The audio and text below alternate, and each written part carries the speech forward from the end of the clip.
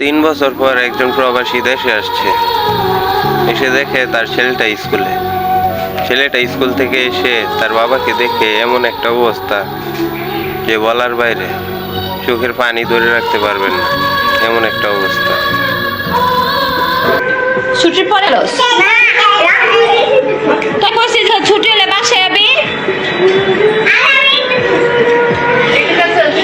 এই তো দেখলামই তো কেমন খেলছোস।